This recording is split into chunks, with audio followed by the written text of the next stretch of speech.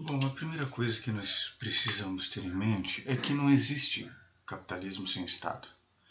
Estes termos, sistema capitalista, sociedade capitalista, eles são particularmente falsos, porque não existe sociedade capitalista per se, sistema capitalista autônomo por si próprio.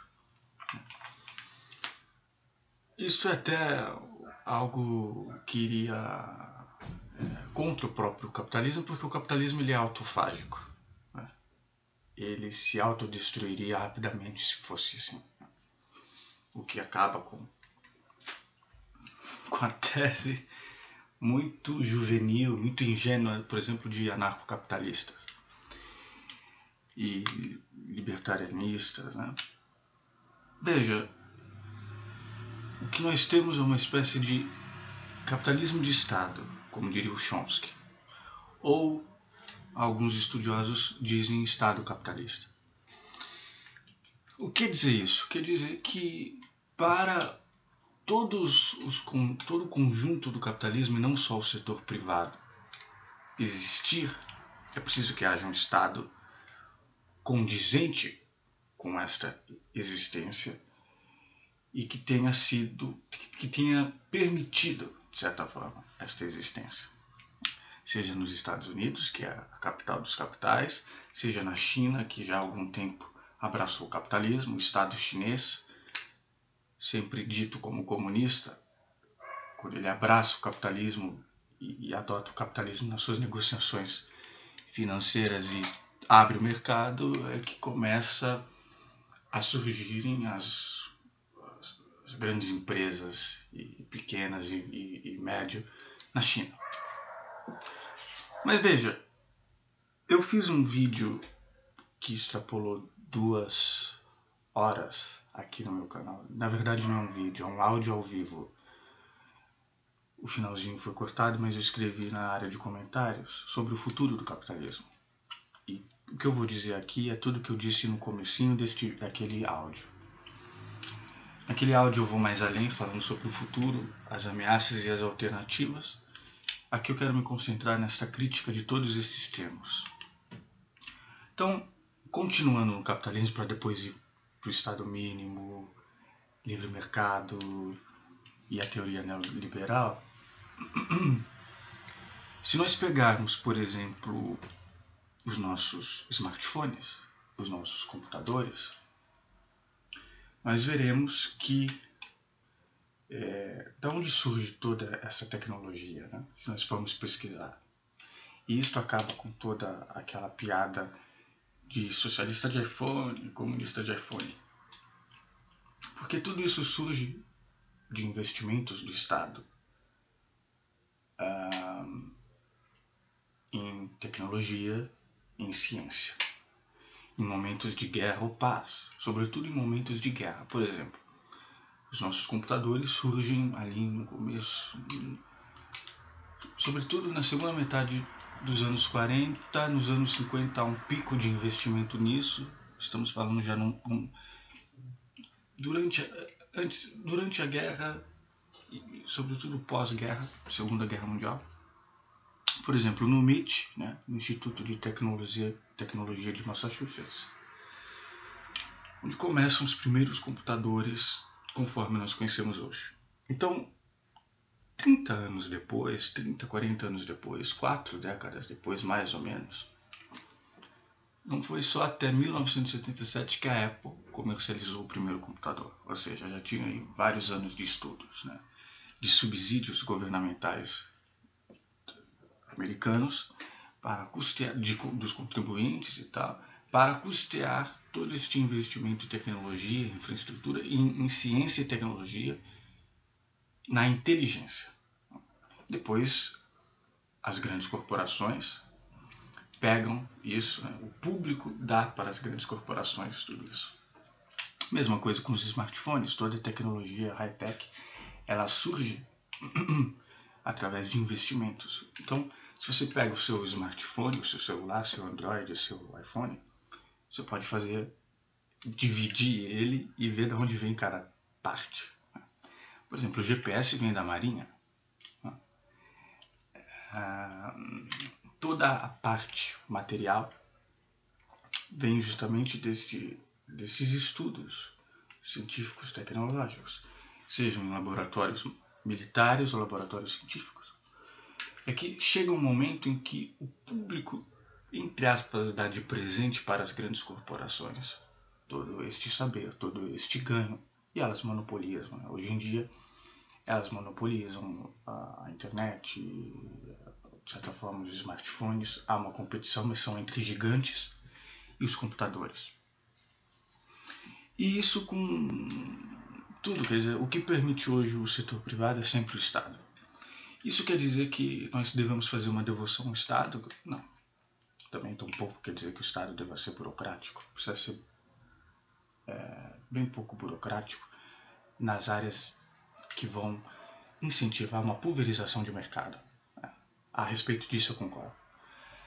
Mas aí entra uma outra questão, que é o mercado e essa teoria do livre mercado, que tem a ver com a teoria neoliberal. Até a teoria neoliberal, que já está bastante ultrapassada desde a crise de 2007 e 2008, postula que quando nós deixamos o mercado seguir seu livre curso, entre aspas, tudo vai bem na sociedade e tal. Mas, como diria o David Harvey, grande geógrafo, ele tem uma raiz marxista, e isso não quer dizer que ele queira implantar comunismo ou revolução. Isso quer dizer que ele estuda muito o capitalismo, né? Que foi o que Marx fez, sobretudo nos seus últimos anos, estudar o mecanismo do capitalismo. Então, muita coisa que Marx escreveu ainda faz sentido hoje, por exemplo, sobre as crises do capitalismo. Mas o que o David Harvey diz é o seguinte: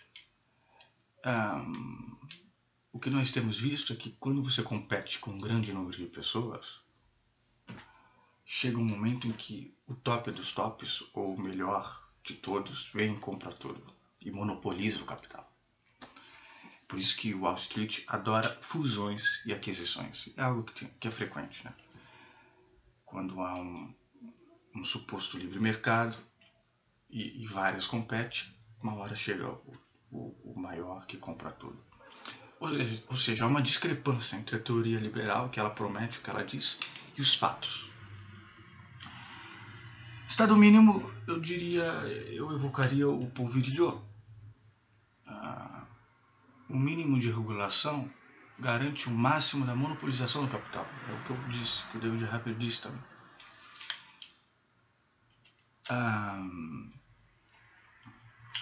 Nós não queremos um Estado tirano, mas o mínimo de regulação também pode ser muito tirana em favor da monopolização do capital. É isso que precisa ser colocado bem claro.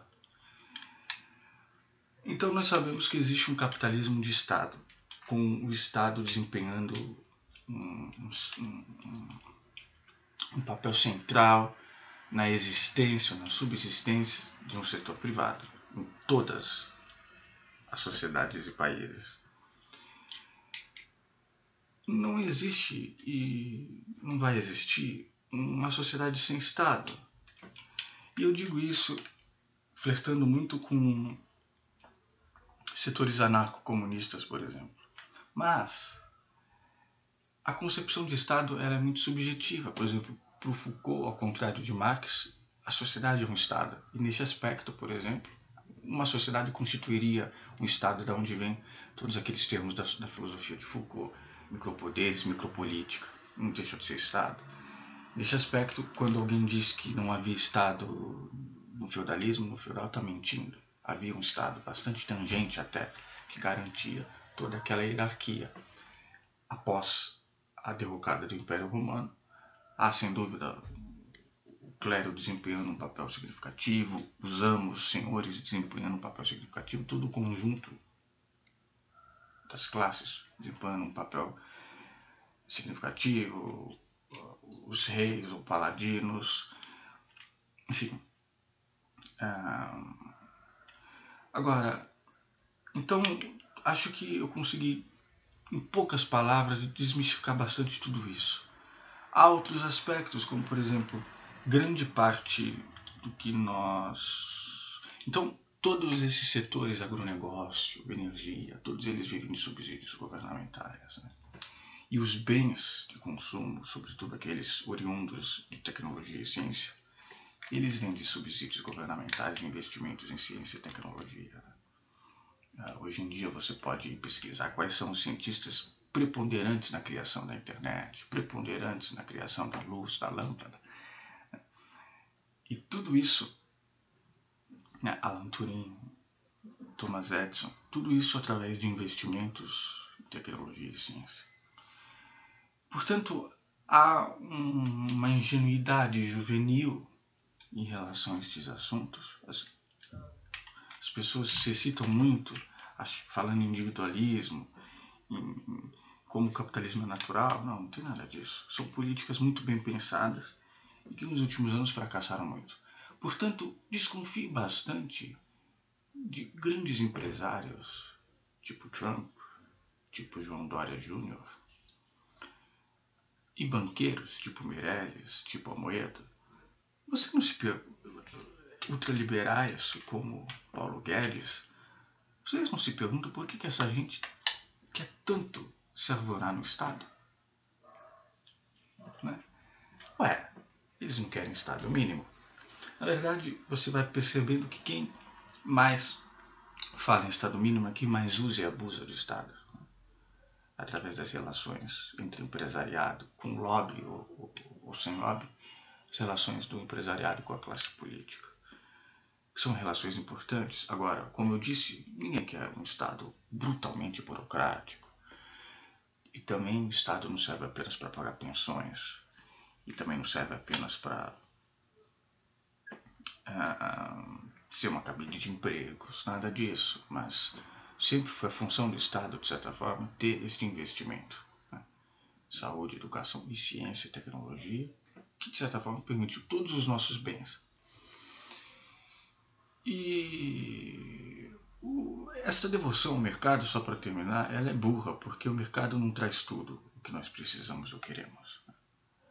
Muitas vezes, quer dizer, entre pagar um Uber, um serviço público de transporte de qualidade que existe, dependendo da cidade e da região, e dependendo da administração pública, pode existir. Depende muito da sociedade. Então, é que nem o setor privado. Né? Há serviços ruins, há serviços bons. Então, há serviços públicos positivos. Então, muitas vezes, se eu quiser usar transporte público, que eu acho que vai ser mais barato para mim, que vai ser mais rápido até, dependendo da cidade, se o modelo de mobilidade urbana colocar na frente, como todas as grandes cidades civilizadas do mundo, o transporte público. Eu não vou pegar trânsito, talvez, ou de qualquer forma, diariamente eu vou pagar menos, né, que se eu pegar um Uber, por exemplo, qualquer coisa assim. Então, é preciso desmistificar tudo isso. Desmistificar. Qualquer serviço precisa ser melhorado, isso é base, público e privado. Agora, não existe este caráter autônomo. E o capitalismo, de certa forma, subentenderia que se eu, por exemplo, invisto, vamos dizer, 30 anos num tipo de investimento, os lucros viriam para mim. Mas não é assim que ocorre muito na nossa sociedade. Né? Vai para a Microsoft, vai para o Bill Gates, ou vai para Jeff Bezos da Amazon. A respeito das alternativas e de um futuro disso tudo, eu aconselho que vocês ouçam o meu áudio.